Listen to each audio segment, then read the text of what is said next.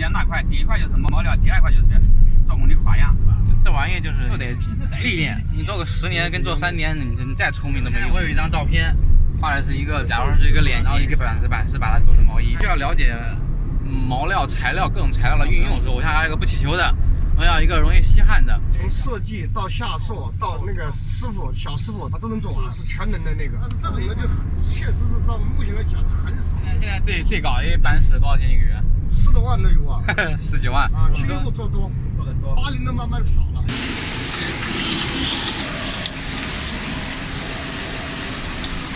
好的，今天呢，我们来到了一个针织厂，针织厂呢主要是织毛衣，然后我带了一款是我之前穿的一件古着的衣服啊，古着的衣服呢都是70、80年代、80、90年代的，已经没有版权这种东西了，所以呢，今天我来这家厂呢，主要是想把这件衣服复刻出来，然后体验一下，哎，我以前很多年前我在织毛衣这个工作啊，我做了这个很多年，所以我还是蛮专业的啊，所以今天我想把这个织出来这样。然后这件衣服呢，很多的工艺呢是这个提花呀，然后这个很多个颜色，三种颜色，所以呢，这个呢我们待会呢跟设计师一起把它打板，然后我们去找毛料。然后我们今天把它完完整整织出来，给大家感受一下。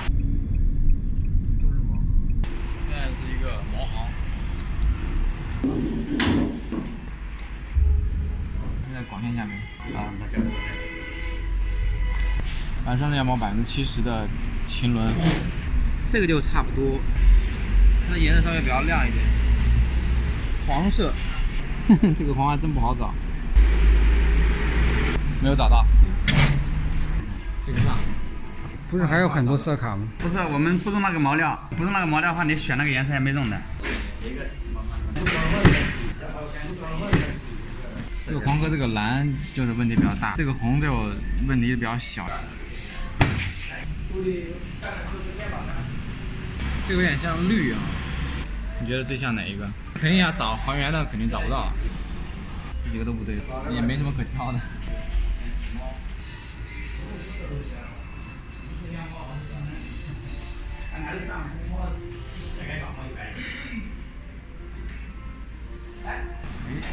碧绿还挺像，这个碧绿。打狗，你要找一模一样的在定染，要么就是碰。你暂定这个，好，暗一点的灰。都是会有色差，因为这个毛它氧化了，氧化以后它会失去光泽。现在就这一个了，不接近。打板经常就是你要打好几次才能打对，对，是还打不对，你可能得换这个纱线，要换好几个版本。那你选的是这个还是这边？主色枣红、银灰，然后卡其黄，还有那个灰绿。好，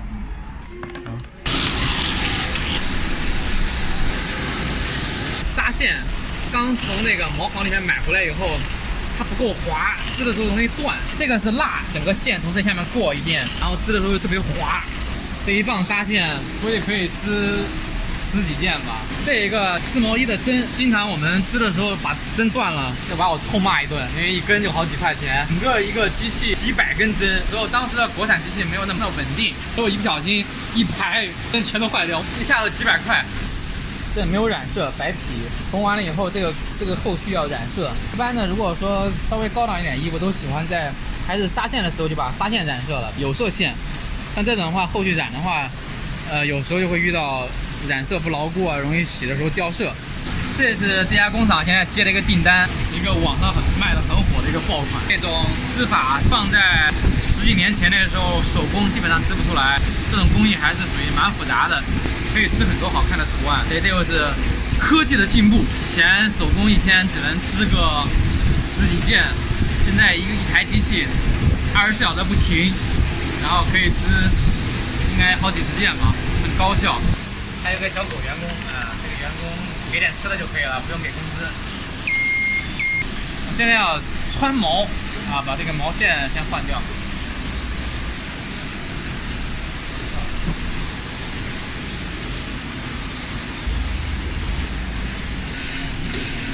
电脑的操作系统跟以前我们那时候用的已经不太一样了，但是现在的更简单，触摸屏的高级的很。OK。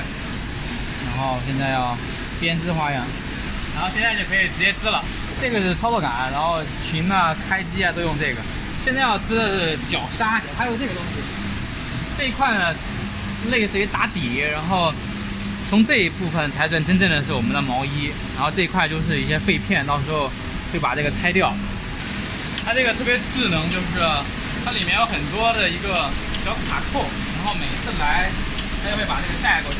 然后带过来织，很多年前就是手动的，然后把它拿过来拿过去。现在织的这块就是前片，就是前身这块，然后先从脚这块织。它很智能，当它需要织哪个颜色的时候，它自己会识别。它现在织的是黄的，现在带了一根是蓝色纱线，然后开始织蓝的。我们当年看机的话，我们就是要看它织的时候不要出问题，以及有时候撞针啊。所以把这个针撞坏，那个时候的机器经常容易出 bug， 而且当时我们用的电脑是 Windows 的电脑，Windows 电脑经常中病毒，你知道那个年代整个是病毒的年代，就要疯掉。现在用的是那种独立的工业系统，它不存在病毒这种东西。你说这上哪说理？织一片得10几分钟，半个小时。他转年间挤得越前进，他们越不是。实际上。这人挤得操作简单，跑得快，这工价越来越低，那4个人都可以做。对。然后这个环节叫拆片，就把这个片从这里拆掉。这个也是我们看机的，我们叫看机人。哎，好多年不干，我这手都生疏了。现在还是一样，基本上每天就工作12个小时，准12个小时，然后2班替。你12个小时白班，他12个小时夜班，然后这样互换，然后1个月休息1天。好，我们现在重回故里啊，旧地重游。这个天桥，这个天桥太有历史了，就真的是当年上面有很多的，就是啊，不能说啊，小哥哥来玩一下嘛，是那种。那这是很多年前以前了，都是那个时候这块是最繁华的地段嘛，然后周围都是商业街、步行街，这里面有很多潮店啊，当年很潮了。然后，所以我们经常会在这个天桥上待着，然后有人在卖唱啊，有人在卖卖还要卖都有，还感受一下。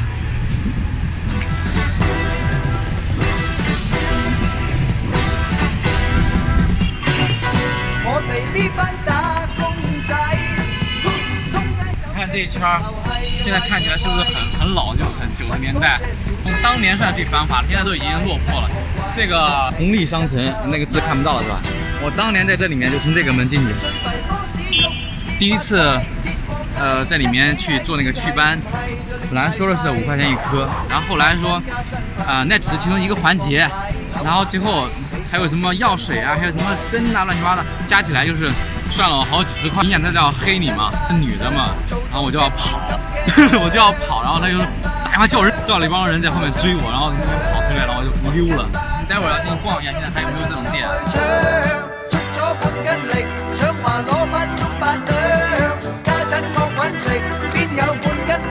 这种吊牌特香港。我哋呢班打工仔，一生一世為錢幣做奴隸，嗰種辛苦。那个邮政的 logo 也是，顶上那个牌子也是最老一代的那个。以前每天晚上这上面都会有，现在我估计应该没什么人了。这有一个乐队，深圳的一个乐队，卖唱，然后我就上来跟人家要 QQ，跟人家聊天，就这样就交朋友了。他那边还有那种老房，在那个感觉像是改革开放之前那种房子，你看都是那种大豪宅，是吧？就算有風都冇理想，半斤八兩，仲慘過滾水淥豬腸，半斤八兩，雞碎咁多都要啄，出咗半斤力，想話攞返足八兩，家陣我揾食邊有？每一个环节都是要有技术的啊，这个干这一行可不是平白无故就能干的。正儿八经的话，2年到3年才能有一个专业的看机人。真正牛逼的师傅，每一个零件都可以把它拆下来，然后组装起来，然后有问题都找出来。你想这台机器当年都卖15万，像这样的一个机器，你要把它完整修好，这样的一个师傅没有个10几年的这种经验根本修不了，需要花很多精力来学。就是它不次于说你们现在所了解什么高科技领域，因为它本身它就是高科技，它除了高科技之外，它还有手艺。以前我们做的时候就是需要每隔10分钟把所有的机器的部片像这样摊开，里面有个灯嘛，然后对着拉开看看有没有问题，每10分钟都要看一遍所有机器。现在的不出问题你都不用看，多爽啊！现在招这种看机的人特别难招，很多年轻人不爱干，很多一些大的工厂可能它各方面待遇啊会比较好，很多人愿意去干。中国的这种中小型的工厂很多都是夫妻档搭档，70%、80%都是这样，疯狂的卖命。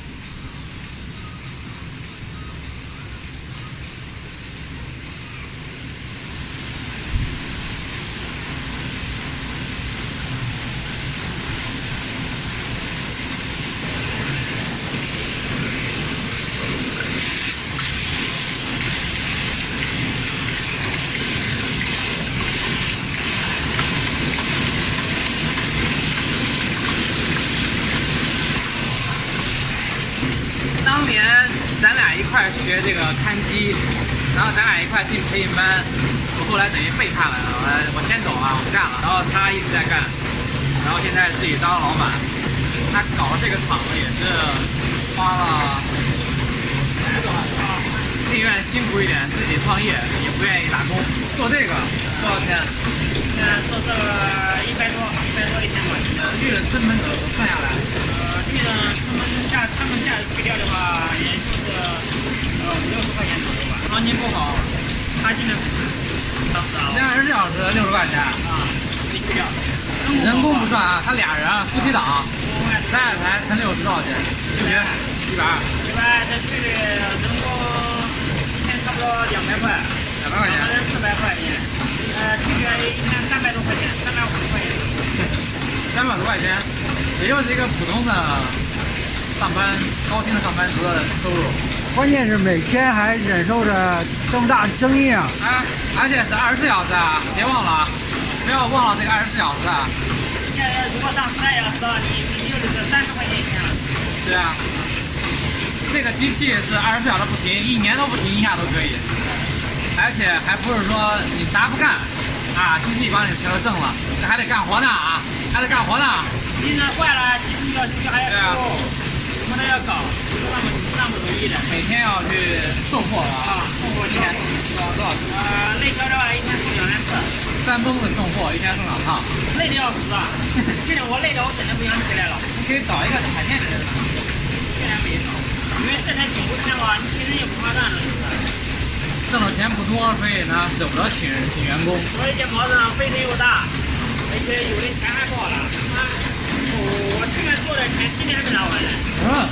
今天第2天整天不好做了，来老板跑的还多，在外面行情100，他不能给你170吧？然后所以你都得想想啊。对，这个不要做，要做了到时间，他妈连电费都搞不起。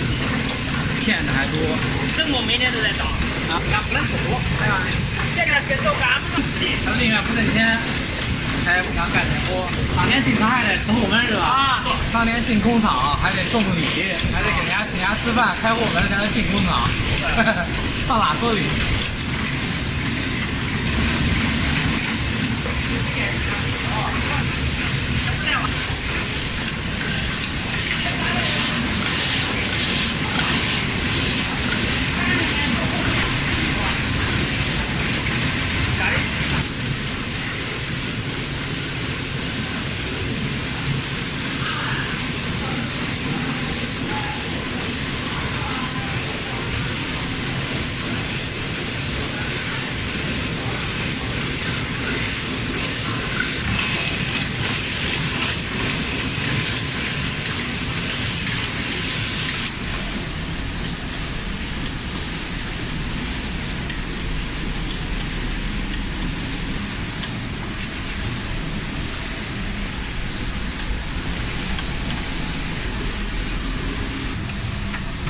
现在前片刚刚已经吃完了，明天要吃后片。前片已经吃好了，你看我们吃差不多了，才能剪。这个在缝的时候要把这个领口剪掉。比如说很多时候因为打板的时候出错率特别高，所以很多打板的时候就不会用一些正式的毛。像这个基本上已经很接近了，就是现在还有点亮，我想要做一些那种复古的感觉。电脑织机。如果说要做这种提花的话，需要两面一起织，所以呢，所有提花的毛衣现在都比较厚。这种花型打板的话就比较复杂，因为它要数这个针数。比如说你看到这个黄色的部分，你看这第一块是1针，啊，上面是3针，再往里面是1、2、3、4针，就考验打板师的功力。我现在来学一学画图打板。当时因为那个时候年龄小叛逆，不想学画图就没学会。现在来跟师傅学一学，师傅的鼠标特别高级，威尼斯人。这个图就是我们现在这件衣服的图，按 F16是吧 F3可以转换到那个。数字是什么意思啊？代表色码。色码。什么色码就是指什么颜色。哦，这个就是数字就是颜色代表。啊，2到时候就织什么颜色，3织什么颜色。这画一个一个画，一层可以提上去。这是毛衣的前片嘛。这如果画的话，就是一个点一个，一个点一个，然后替换啊。是。得花多长时间？画个2单啊，它4个颜色，每个颜色更大。凭空想象一个图，然后首先你要把它画成一个草图出来，然后设计师呢就根据你这个图案，就一个一个把它放进去，然后最后能织出这个花型。有些花型呢，其实你画的很漂亮，但是织出来效果不一定好。织毛衣它是按照针码织的，它是有棱有角，它没法像电脑绣花一样绣的那么柔和啊。它织一定要横着织、竖着织，它没法那么的圆、那么的弧。你像绣花就无所谓，绣花就什么都可以绣。然后你像那种 T 恤的胶印，那无所谓了，胶印就是你给什么图案都能印出什么图案。但是针织衣的话，它这个图案就需要做一些调整。这个师傅是我们找了几十家最厉害的一个师傅，就他可以做得很还原，不同的织法做成了图标，然后你想要什么织法就选择这些。前吊木后假针，哇，这个可以做一个 rap， 我觉得。前床编织，前后左翻针，219种。我不行，我来不了。这个我放弃了，给我10万块1个月，我也做不了这活。我当年做夜班的时候，我特别喜欢做夜班，很清静。然后做这工作的时候，我那时候在写歌，我那时候理想当歌手，我就喜欢上夜班，因为夜里面会有灵感嘛。然后我就拿个小本子放在这里，然后一边唱歌一边学吉他。所以我爸就整天骂我说，学吉他能干嘛？又不能当饭吃，又不能挣到钱。最后也放弃了，1个月1天假期出去玩，也不能走远，一天你说去哪？现在来到了以前我们年轻的时候特别喜欢嗨的一个地方，溜冰场。哎呀，不是那个溜冰啊，这不能意会错了啊。这个溜冰是溜旱冰啊，很酷的一个年轻的运动。一定要穿着破洞牛仔裤，要有打带环，梳着谢霆锋的发型，然后来溜冰场。但这个溜冰场现在还有，听说可能现在还没有开门，一般都是晚上。我先看一看啊。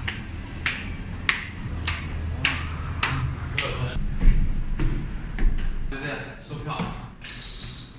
现在也不知道多少钱一票。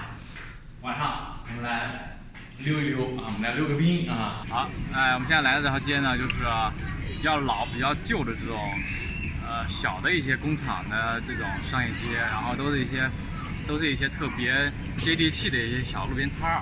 然后像这些摊儿就其实还很当年的那种味道。友情岁月，樱花百货。广东的这个夜市灯就特亮，然后你看广东的招聘都有不上网的啊，广东的招聘都是这样，门口露个大牌子，你看，生熟手均可啊，就是说你的手得是熟的，踏实能干啊，电话码遮起来，踏实能干，12年来从不拖延工资。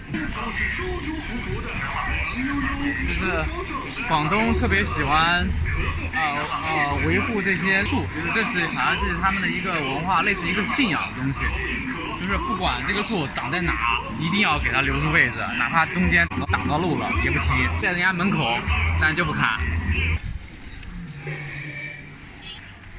你看洗剪吹10块、15、3减5块钱。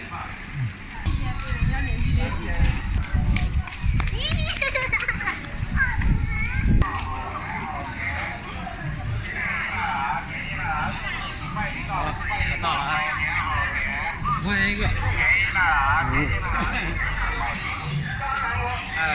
广东洗澡一定要用这个桶，我跟你讲。如果不用桶，就不是个正宗的一个工厂人。是。这样的。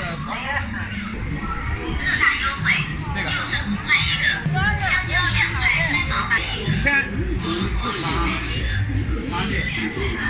前10名，我的个！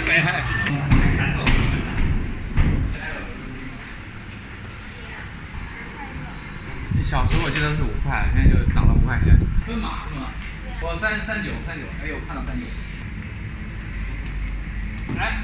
看看这个适不适合我的脚？这旱冰鞋，你们很多现在00后的应该只能在90年代香港的港片里面能看到吧？前面是刹车啊，这刹车我从来都没有学会过。标配的这个溜冰的舞曲。哎呦，现在怎么那个溜冰那么冷清呢？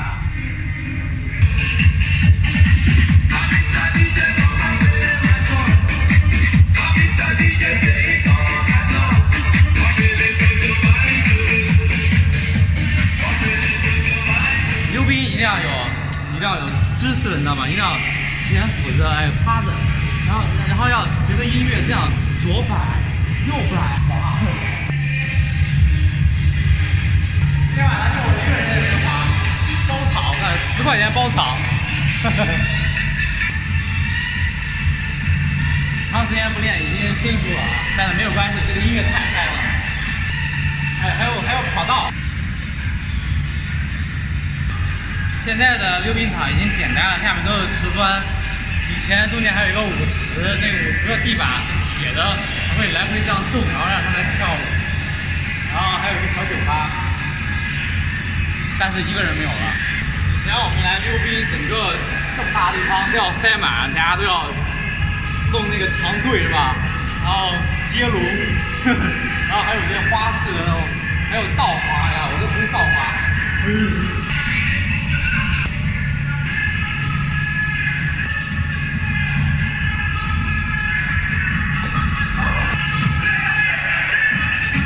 我花了10块钱，我要滑到晚上10点半。我觉得这个减肥特别有效果，屁股、腰部、臀部还有腿部小肌肉都特别的锻炼。我觉得这个运动应该要被复兴起来啊！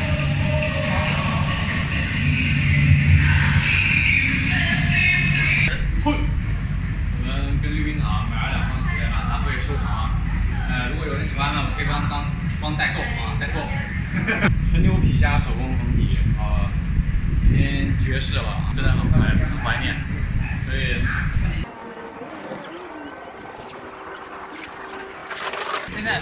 现在还有人围着小卖部门口看电视啊。小时候我们那时候工厂没有电视嘛，连续剧每天要追。还有这种2元店也是广东最早有的，全场都是2块钱买不了吃亏，2块钱买不上当。我都会背了，看，对啊。买啥都2块，随便挑随便选。烟壳，喝酒壳的抽烟壳。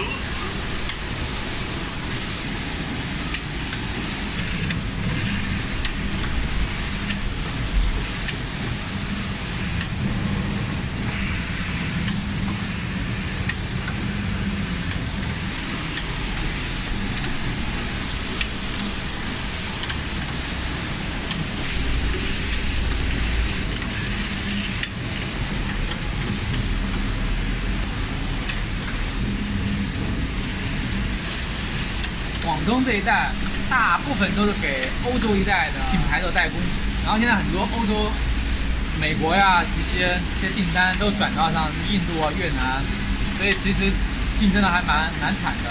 网红电商品牌的呀，这种可能还好一点，不过国外订单呢现在都特别惨。现在刚织出来，你摸它可能有点粗糙，然后后面我们缝完了以后拿去洗水，拿去烫衣。毛衣整个材质啊、结构啊，比服装来讲的话要脆弱的多，比服装也更复杂。这个机器你可以把它调快、调慢，有一些货可能比较粗糙一点，或者是比较简单一点，就可以把它调得很快，它出来的速度就快，然后效率也高。但是有些比较复杂的，你快了以后容易出漏眼啊，或者是破洞啊。我们当年织毛衣特别害怕，快织完的时候出问题。快织完了出问题，然后整片都不能要了。这一片可能就需要好几十块的毛料的费用，比如织到现在了，突然间断针或者是断线，10块钱扔了。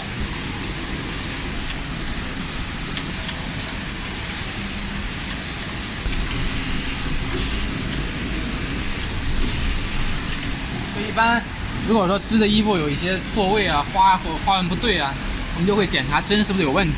有问题的话，就把它单独挑出来，然后把它换掉。所有的图都在 U 盘里面。现在是后片已经织完了，然后现在我们开始织袖子。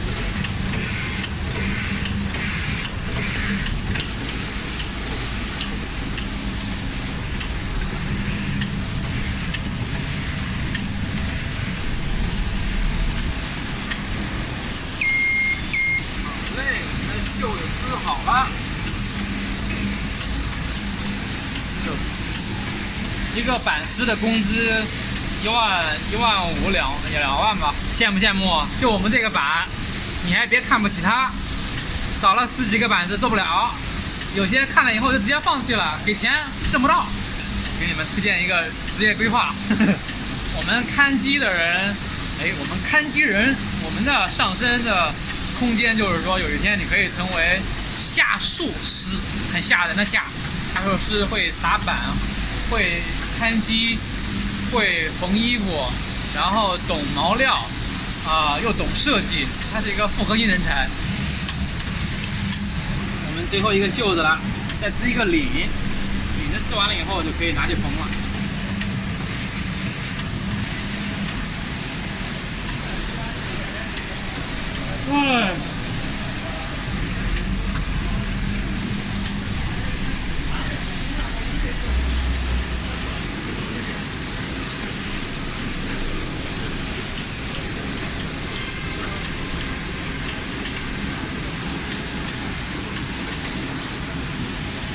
好，袖子织完了。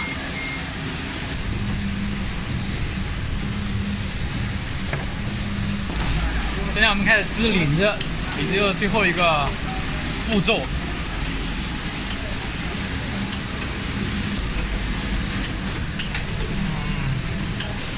织完了，这领子也完成了，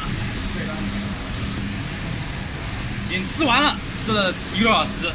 所以呢，接下来我们进行下一个环节，把这个衣物呢缝起来。这个环节叫缝盘。